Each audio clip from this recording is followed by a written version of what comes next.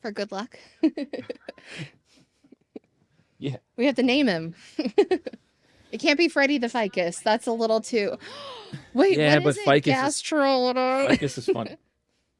Whatever its actual name isn't funny. Fig. Ficus is funny. A fig? Just a type. You're just a type of fig. It's a fig. Just the type of fig I Zach like. Galifianakis has Between Two Between Ferns. two ferns. We have Beside One Ficus. Just one? Wait, but what actually is it? What's it called? Yeah. What is it? It's a fiddle leaf fig, but it's Oh, okay. a type of fig tree. Okay. Not, This is a type of fig. not a fruiting fig tree. Oh, I thought you meant a ficus was a type of fig. Oh, I misheard. I see. This is a type of fig. What is a ficus? This is called a fig tree. What is a ficus? I think a ficus. But it's a type What does of it look like? I have no idea. I call all plants a ficus, and I have for years. You have another one, Galifianakis, whatever that word you keep saying. Zach Galifianakis. That's his last name. That's who leads the Between Two Ferns podcast. Wait, I'm- I missed that. I'm not the one that's supposed to know that because I don't watch I don't watch podcasts. Oh my gosh, guys. A ficus is a weeping fig tree. There you go. So it's a type of fig as well. Whoa. You nailed it. So this legitimately So could actually- be. This actually could be a ficus. Nobody would. It is of family fig. And someone in the comments is going to I do- say no. I have to picture this app. We can find out exactly what that is. Hold on. We're gonna figure this out. Beside One Ficus. Beside One Ficus. You're sure? You're sure? Have you? Can't you just? examined Just take a picture. the leaf? Yeah. Can't you just snap a photo and like AI will tell you? Also be a rubber fig. No, I think it's fiddle leaf. I looked them up when Is I looked them up when I fiddle leaf fig, Whoop, whoop. Totally fig. Sarah Beth knows. which It's is not a a ficus. It's not a of the ficus. family ficus. Lirata. Lirata. Lirata. So you're all right. It is a Ficus. ficus. Lirata. These They're are just all fun words ficus now. to me. It's all ficus to me. That's what I think anyway. You guys are good to go. Okay. So I think before we took a break, there were two things I thought would be worth kind of pressing in on. Mm. Like, so one, the first one I think leads to the second one maybe. So we talked about the sort of three options. You know, you see something you can't unsee, and you either kind of wall off, go back to your happy land, and forget you ever saw it. But you sort of carry that with you.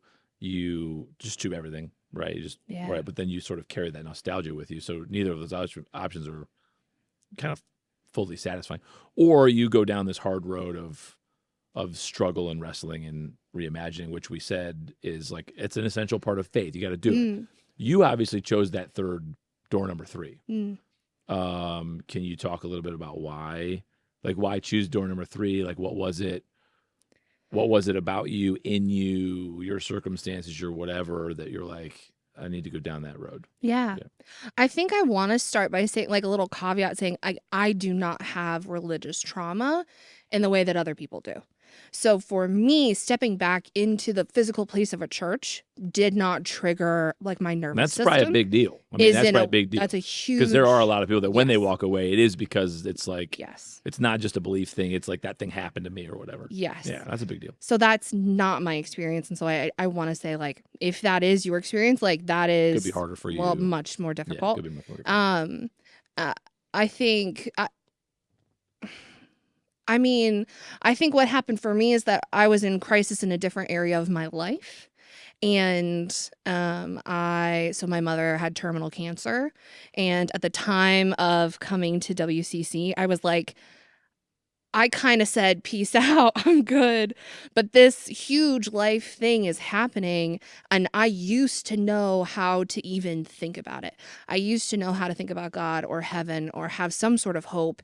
And those things are knocking on the door again because I'm facing someone who I love dearly and who had a profound impact on my life and my faith life in particular, kind of like cross the So you're not, barrier. if I'm hearing you correctly, you're not saying that your mom's terminal cancer was or prompted the faith crisis. You're saying you already had questions about yeah. these issues that you had kind of like put in a drawer and decided like, oh, maybe I'm never going to get good answers to those, but you just resolved to like let faith it go. crisis before, medical Okay. stuff And then, for sure. and then your mom's diagnosis. Yeah.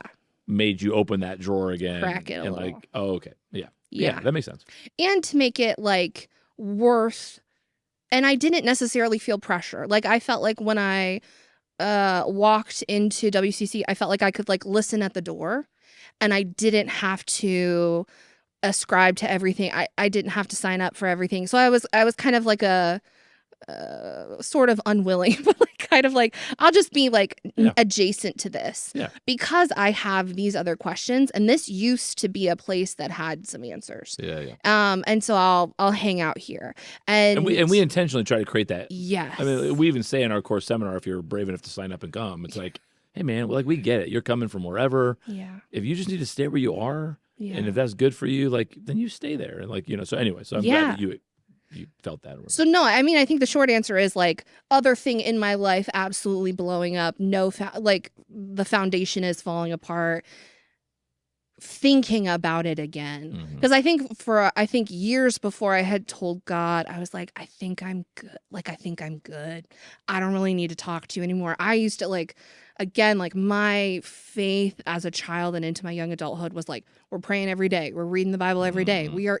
I was in leadership in college ministries. I was like, check. I was doing the stuff, right?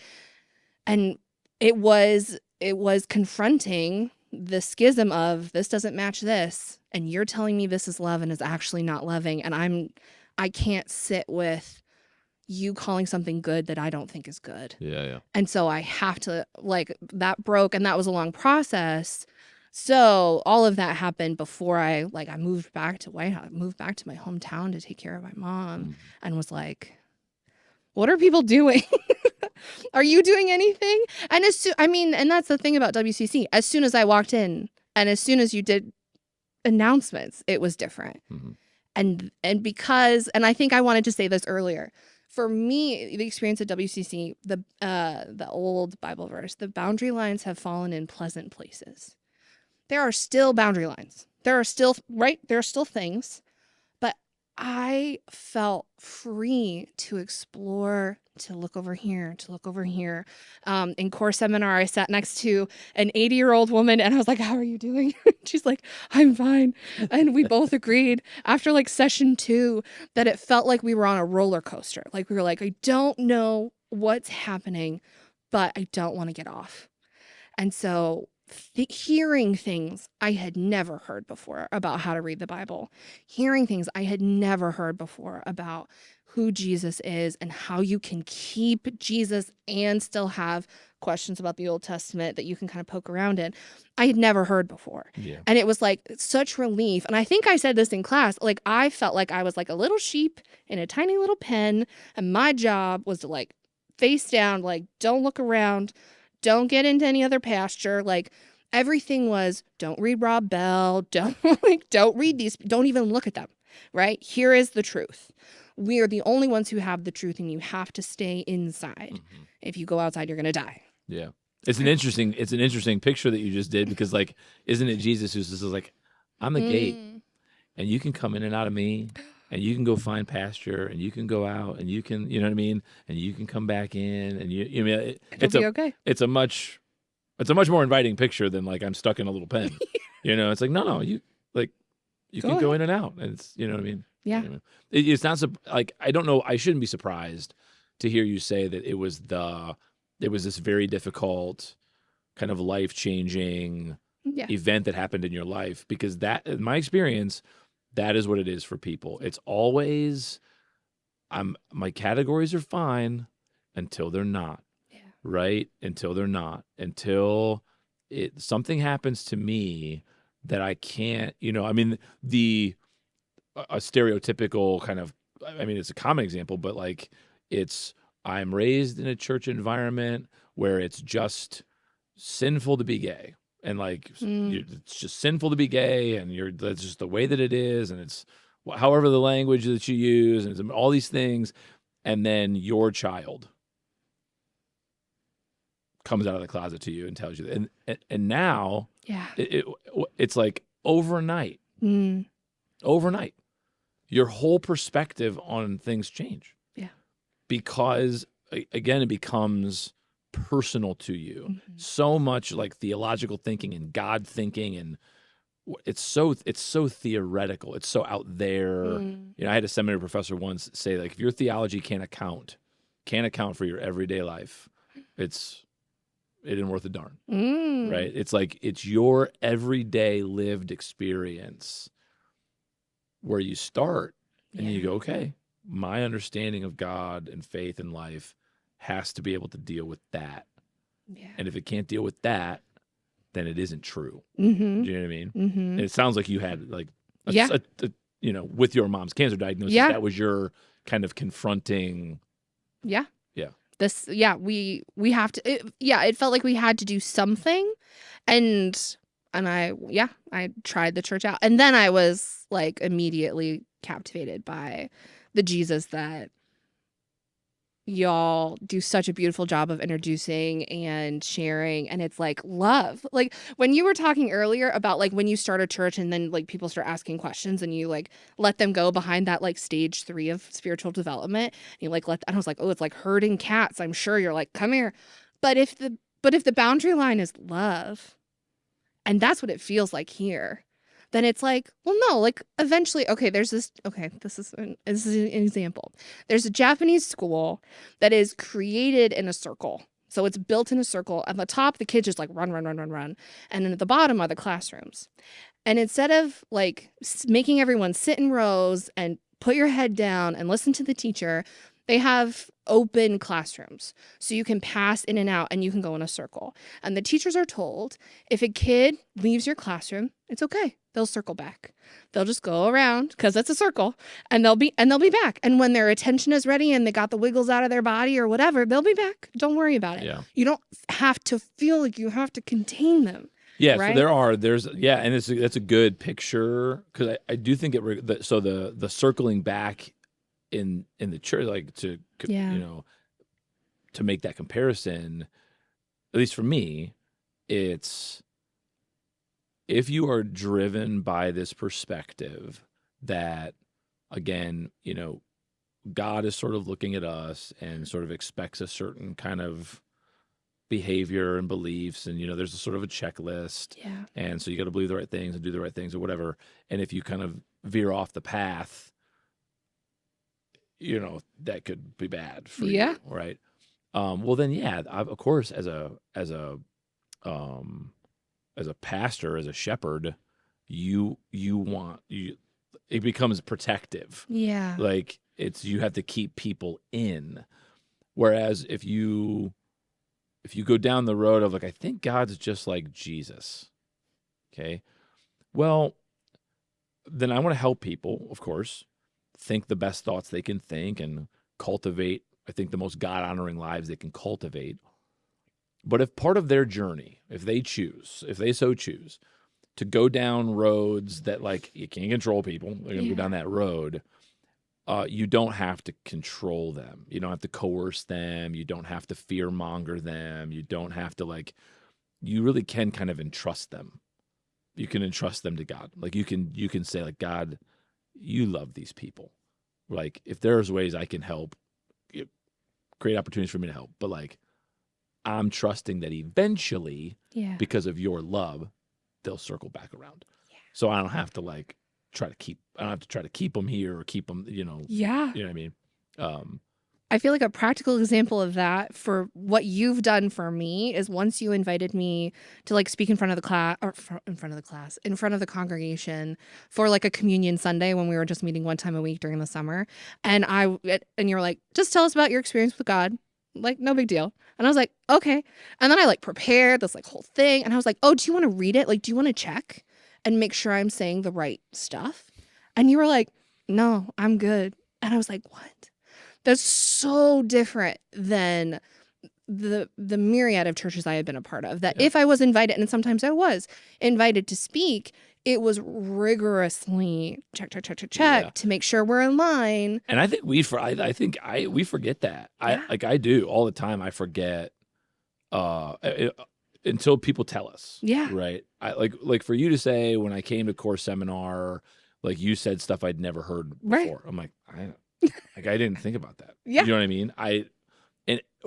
maybe it wasn't that I didn't think that you'd never heard it, but I probably did not fully appreciate just how maybe paradigm busting it would be for you. Do you know what I mean? I just say it because I've just forgotten, because saying these kinds of things has become totally normal. Yeah. You know, like, I mean, I had one of our elders, came up to me probably a month ago after a sermon and said something to the effect of, if I heard a sermon like that Mm. in a church, whatever it was, 10, 15 years ago, I would have thought to myself, I just witnessed a miracle. Yeah.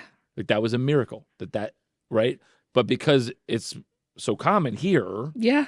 I don't think about it anymore. You know what I mean? It's like, so for you to say that that was a profound experience for you, or a really helpful experience for you, it's like, to me, Yeah. I know this doesn't sound the wrong way. Like, No. there was nothing in like intentional about that, or like, Yeah.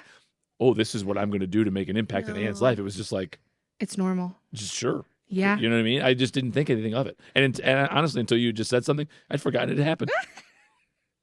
Well, it's true, and I think that's part of what I really appreciate, and part of what really stuck out to me was that I'm not in a community of people who are figuring this out for the first time in the same way that I'm figuring it out for the first time. Like, I'm part of a caravan of people, and there are people ahead of me telling me there's good news. I'm believing them. For sure. I don't know it yet, but I'm going to stick with them. And there's something when you've been on the path alone, or you've been kind of in the dark on some things, to have that again is just like a miracle. Do you think part of that is looking at people who are further down the caravan, and either things about them or about their life that you're going like, well, because honestly, I don't know if people do this. That's why I'm asking. This is a genuine question. Do you think people sit in our church, for instance, in a sermon, during a sermon, listening to a sermon or whatever, and they hear me say something, and let's imagine it's the first time they've ever heard that, or whatever, they're wrestling or whatever. Is there a part of them that thinks, well, he seems to be okay with that, or he seems to be doing just fine with that, or he seems to have joy and peace, and he doesn't seem to be afraid or whatever. So if he's not, then maybe there's something to it. You know what I mean? They're probably not thinking that consciously. Absolutely. But it's the like, no, there are obviously other people who are further down the road whose lives,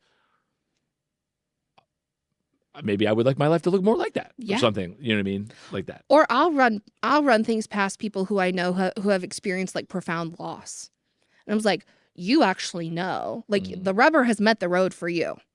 And so how did you cope with this? Like, Tom Stuber is one that I have to shout out because like things will happen in the world, and I'll be like, I'm going to go talk to Tom. I was like, okay, Tom, how do I believe there's good in the world when all of this is happening? Yeah. And he's like, well, the problem of evil. Well, right, because but that I have someone that I like come to, and I sit, and Jan laughs at me. His wife laughs at me. She's like, oh, here Ann goes again. Like, she's got a thing that she has to wrestle with. And I was like, because genuinely, you need those people who have sat and looked at the same stuff that you've looked at, or experienced loss, and they've still chosen to stay here, to stay in faith.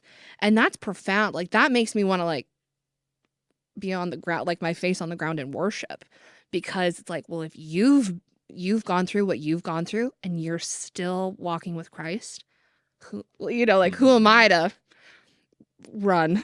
You're like, oh, I gotta stay. Yeah. So the other element there, going back to sort of the beginning where we picked this up, is that it's the experience piece component, right? Like, because I think this is another one of those rubs for people that if you grow up in certain traditions, you're kind of taught experience is subjective. It's not to be trusted. It doesn't have authority. Not like the Bible does. No. Right? The Bible, that's authoritative. Your experience, like, that's something that you really got to be careful about, and it's subjective and all that stuff. Right? But then you come to a place like this or whatever, and you hear somebody say something, and you experience it as, so I mean, you've referenced this a few times, like you came and it was just an announcement. Yeah. But something that we said about hanging with people struck you as right. Yeah. can you think back? So I just want to think a little bit out loud about how is that possible? Like, what is it in you? How are you able to hear someone else say something that something inside of you just knows that you know that that's right? Yeah. Like, what was it in you? What was it? What? How were you able to hear that Yeah. and just intuit? I think that's the way that's supposed to be. Right. Do you know what I mean? Do you know what I'm getting at? Yeah, yeah, yeah. There's got to I be think something so. already in your Yes. experience that truth Yes. is latching on to for you to recognize it as truth. To be able to say that's right, there has to be something already inside of you Yeah. that kind of knows it in a way that maybe you don't know that you know it until Yeah. you hear it and you're like, Well, this is, I'm not sure this will answer your question directly, but I think this is interesting because I think people who have deconstructed their faith or have gone on this faith journey way back whenever they decided to take a break from that particular church or to, throw faith out altogether, you were responding to the voice in your head that wouldn't leave you alone, right? So you already acted upon something that said, it's not right. And I didn't have necessarily oh, that is right yet. And I didn't have the hope that there would be. I didn't hope that there would be something right. I just said, well, that's wrong and I'm not going to do it but you anymore. did have something already inside of you that was saying no to that. And I think it's experience with people. I taught in university settings. I saw so many different students, loved them, was part of a system that was like nurturing them where they were instead of saying like, no, you have to be up here in order to succeed or to count or to matter. But it's like, no, what do you need? Okay, here's what we're going to do. And doing that countless amounts of time. And then in my current work as a home health aide, like I get to be with people who are housebound, who have all kinds of experiences that my upper middle class childhood does not account Which for. comes back to that whole idea of like your lived experience. So you're speaking to a pretty diverse lived experience with lots of different types of people, which creates all kinds of context for you to say, well, what does my faith do with that? Right? Like my faith in Jesus, how does it explain that or him or her or them or, right? Or that problem or what they've experienced or what's going on, where a lot of people have fairly insulated lived experience. Yeah. They hang out with people who are just like them, who believe similar things, who go to similar places, who look like them or whatever. Yeah. But when you start spending time with people who don't look like you, don't come from where you come from, whatever, naturally your faith then starts bumping up against, well, how do I explain that? What do I do with that? Right? Which creates a little more of those crisis moments, those judgment moments where I have to figure out if the answers I've always had or thought I had work, or if I have to, I have to reimagine them. Well, I think this is an apt example. I was in academia. I was in an environment where you cared for the person and it didn't matter who it was. So like dignifying someone who's trans by using their pronouns, their preferred pronouns. It's like, well, that's what you do because I'm actually teaching you writing. So like, this is the thing. I don't have to have some sort of theological answer or idea or opinion that has any weight or gravity. I just get to value you as a person. So I got to do that so many times that it's like, well, that's the thing that matters is to be able to sit across from someone and value them. I tutor a family and the oldest girl wants to be in medicine and she notoriously is like disgusted by things, like things that are dirty. And I'm like, honey, you want to work with the public. Like you want to work with people on their worst day. Like you got to get over some dirty shoes. Like that is not the thing in the world. But she's also 16. So like her lived experiences in that. So yeah, I think pushing out of whatever your comfort zone is or your bubble to experience people and just to like love and dignify them. Sure. Because that's what we do. That's what Jesus does. Then like, yeah, you can like reverse engineer it to be like, well, yeah. I think that's what I think maybe that's what I'm alluding to is how important experience is in the faith journey, that in some Christian circles it is devalued to the point of being denounced. Yeah. Right? Don't pay attention to it. Don't listen to your experience. No. Like, listen to the Bible or whatever. As if it's even possible to read the Bible or interpret it or use it somehow apart from experience. Experience is so I think this is what I'm getting at. One of Yeah. the things that we I don't usually talk about it this way. It's just sort of underlying, it's there, is you're always starting with your experience. Yeah. That is where God meets you. Yeah. God's always meeting you in the realm of your experience in space and time. And you already have, right? If you're created in the image of God, you already have a God nature that is able, not always perfectly, but is able to look at things and go, that seems better than that. Yeah. That seems more right than that. And you don't have to have a expensive, fancy theological education to do this. This is why experience is so important. Anybody can do it. Yeah. Anybody ought to be able to look at a person, and think to themselves, this is the right way to treat this person, right? Or when you go to church and you hear somebody say something, that godness in you ought to be able to hear it and think, well, that's not what I've heard before, but that actually sounds better than what I've heard before, right? One of the things that bothers me so much about my profession is, and again, this is not to sound in any way elitist, it's just to recognize Jesus was never hard on church-going folk. He was very hard on people like me. Like, there are people who are in positions where our job is to make faith beautiful and relevant and helpful to people. And we're the ones who teach people to think stupid things about God and stupid things about the Bible, and then we create whole faiths that are nonsensical and irreconcilable to the world and experience, that actually create crisis for people. Yeah. We're the ones that do that to people. So this isn't in any way to sound elitist. It's just to acknowledge me and people like me are the ones who have the responsibility to help shape and form faith for people. And one of the things that I think a lot of people in my positions do is they devalue or denounce experience rather than saying to people, start where you are. Yeah. Start where you are. And right, I mean, Jesus did this. It was like, how many of you would work on the Sabbath if your kid fell into a well? Oh, you would? Okay. Well, then why don't we extrapolate about God then? It's kind of like, if you would do it, You're right. then God's probably better, right? So, I mean, Mhm. that sort of traffic flow. Mm-hmm.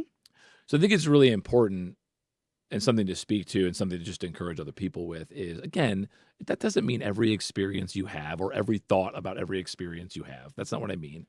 I just mean experience is not something to be devalued or denounced, or like, it isn't, I mean, if you like the language, it is an authority. It is an authority in your faith journey. It is something that you are supposed to lean into and say, well, that's real. That just happened. That's a real person who's, doing a real thing over there. I have to be able to account for that. And so I can look at my answers or the way I think about things, and I do my answers account for that. Yeah. And if they don't, that thing's still real. It's not like I can wish it away. Yeah. That means I have to rethink my answers.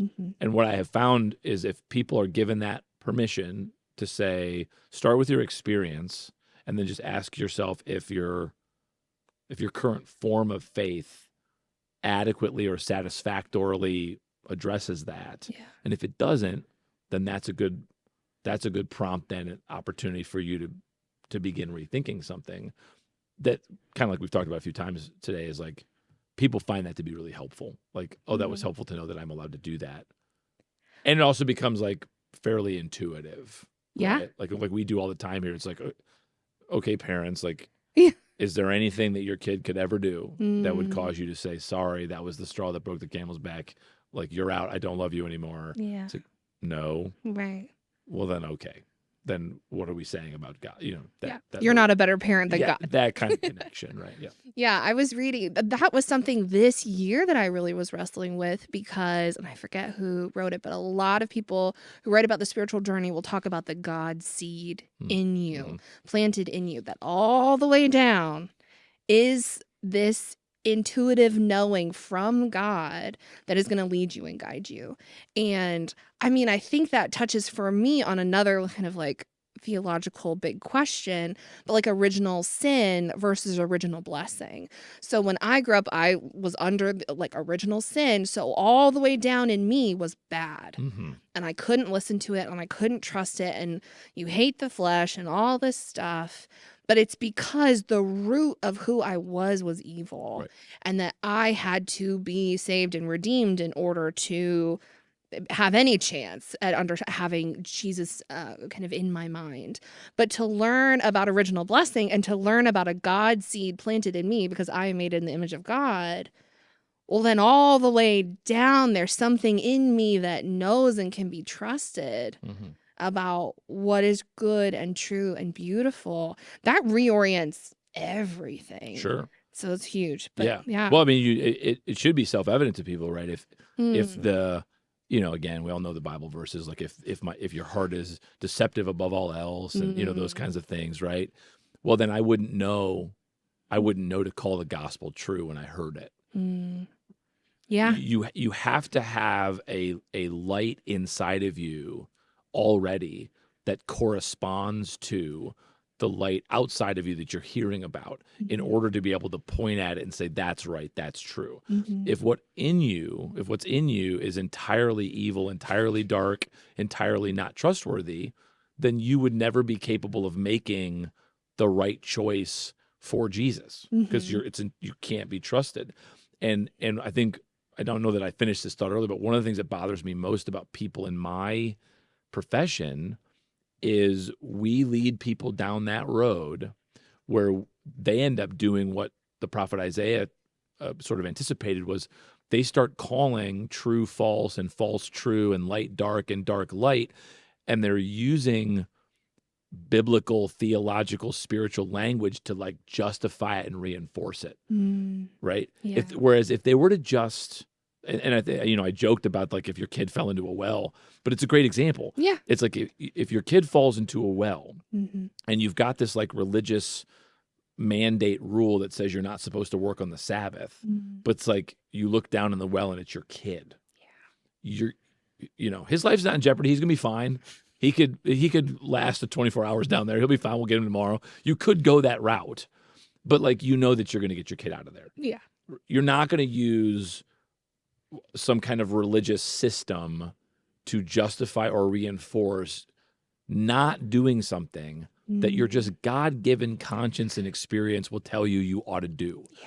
More people, I think, need to be taught or learn how to start with that kind of God-given conscience experience, which no doubt is darkened and maligned by sin. I'm not saying that it's like some kind of pure whatever. Yeah. But yes, all the way down, Yeah. you have to be good. Yeah. It's not possible for you to be evil all the way down. Yeah.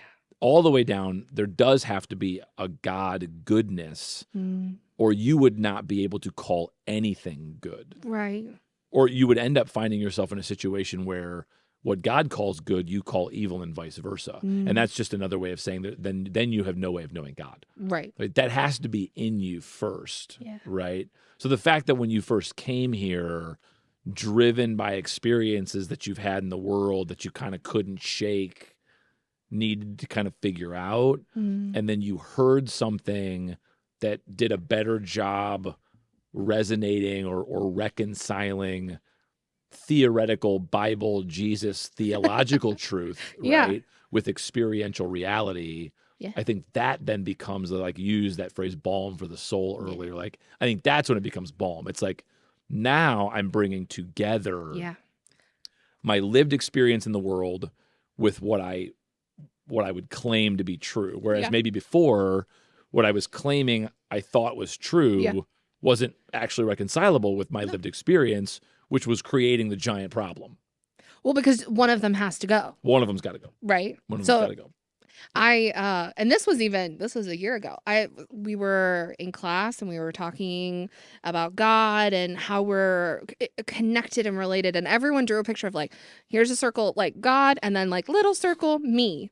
And I was like, it's like God's over here and I'm over here. I am not connected. And they all were just like, Anne, honey. And I'm like, that's how it feels sometimes. It feels like you have to, or this is part of what I have to kind of negotiate, because I was raised in this tradition that was like, yep, you're terrible, awful trash. And you gotta shape up you have to do all these things in order to come anywhere near God. Yeah. And that isn't necessary. It's more caught than taught, but man, I caught it. Yeah. And to the point where it's like, well, yeah, I will totally abandon all of my lived experience, I'm reading the Bible and this doesn't make sense to me. Or I cannot come to grips with a God who would say, go kill all those people because I say so. Or these people are sinful because they're gay because I say so, right? Like, I can't reconcile this, but you're God. So I choose you, right? Like, I choose this, and like all of this has to go. Yeah. It's the integration. And I will say that it is a long process. I have been here 7 years. It's not like I walked in day one, downloaded the new updated version of my faith and somehow like operated out of that. But it is a constant willingness to sit with other people who I know are wrestling, and to kind of like ping things off of each other, that has been so valuable to me, that I continue to cross another hurdle or examine a new thing. I don't feel afraid to examine something because I know that I have 5 people that I could go to and say like, hey, what about this? Hey, what about that? Well, I know our time is up. I think this probably brings us full circle to where we started, but we say this all the time here. The greatest command is to love God, right? It's not to fear God. It's not even to obey God. It's to love God. And you cannot love a God who is not lovable. Yeah. And there are ways of imagining God that are very common, and if all obedience to God is supposed to be a kind of overflow or outpouring of love for God, an expression of our love for God, it shouldn't surprise anybody that so many of us are so rampantly disobedient, because the way that we imagine God is not a God who really ought to be loved. Feared maybe, and one of my concerns is that a lot of Christians they kind of worship a God of sort of unbridled power, but not a God who is love, right? To really love God, which is the command, you really have to have a God who is worthy of love, who ought to be loved. Again, not feared, not believed, but loved. And that's the God that is revealed in Jesus. And when you really get around that, everything kind of goes from there. So we'll pick it up next time. We will. Yeah, this was good. Thank you. Yeah. Good job, guys. Thank you, Anne. Thank you, guys. Yeah, this was fun. Great.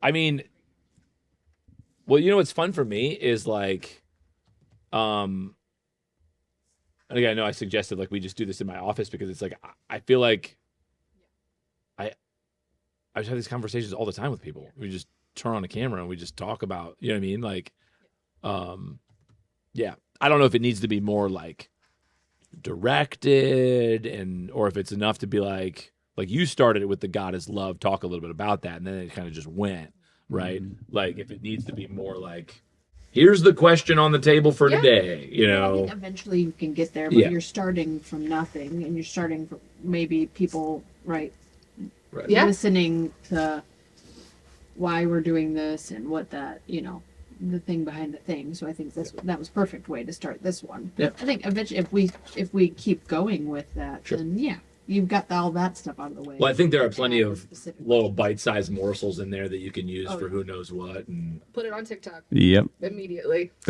We're not on TikTok. But... Well, I mean, or Instagram, but whoever. You are. I mean, barely. All right. Well, it's 1 o'clock. Get out of here. Good cross. Thank you so much. What's a cross post?